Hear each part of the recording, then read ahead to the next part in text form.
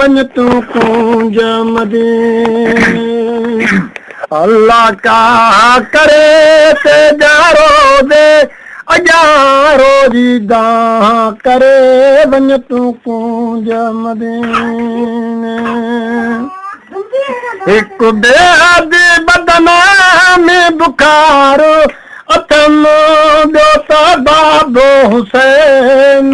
धार अथम सुखन वारी सद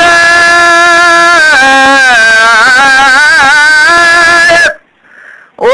मता का मूसी करे अंदर जने अध डूंगर से डोरी दियो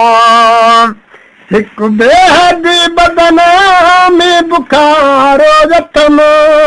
ॿियो बाबो हुसैन धार अथम टी फौज कुफिन जी तैयारो अथम नाना तो खां सलाम मदद केरो करे वन तू कूंज मदीने अल्लाह का करे ते जारो दे अजारो जी दाह करे वन तू कूंज मदीने जाकू छजो से नाना है मदीनो मिठो न पानी अखेर सा को न ॾिठो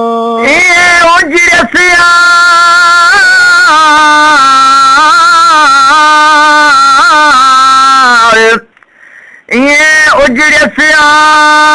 कादिर कैसा न करे ओ दीवानो तन ले दिलरुबा सुड क्यों साह भरे पर अथम अगे खां बि अगे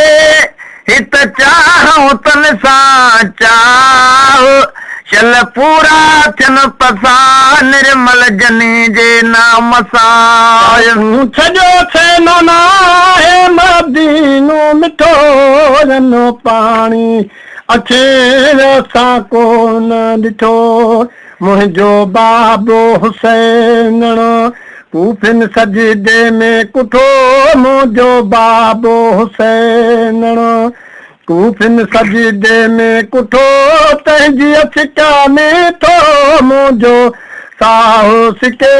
वन तू कूंज मदीने अल्लाह का करे ते जारो दे जारो जी दाह करे वन तू कूंज मदीने ज़ैनला आबिद जो वयरो साथ कुसी जंजा रुआंदे रुआंदे प्या पलांद पुसी जदे बेज बिनी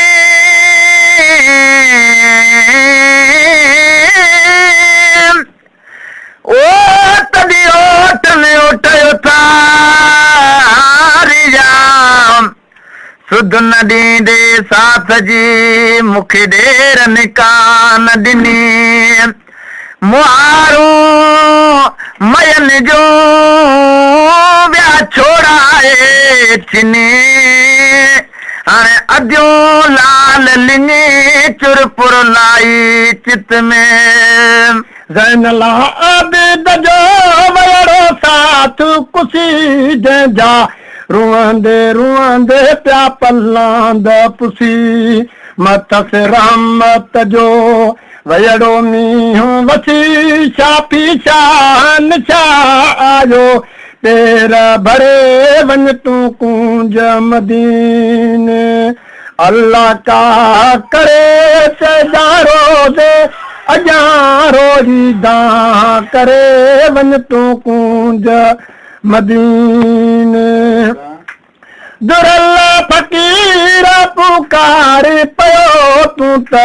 गोड़ा गलन में ता सुनहारे पयो काफो काई द्यास ओ मोटा ता पिण मेनू बानी बारो चन जी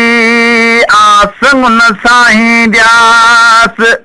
अलफिरा को अशद मिनल मौत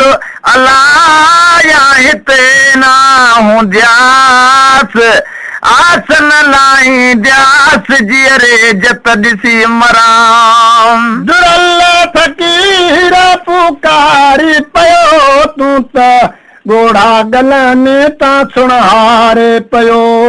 वधण पोटनि में त गुज़ारे पियो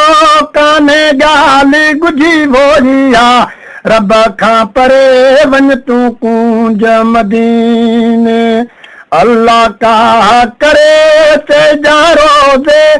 अॻियां रोज़ी दाह करे वञ तूं कूंज मदीने।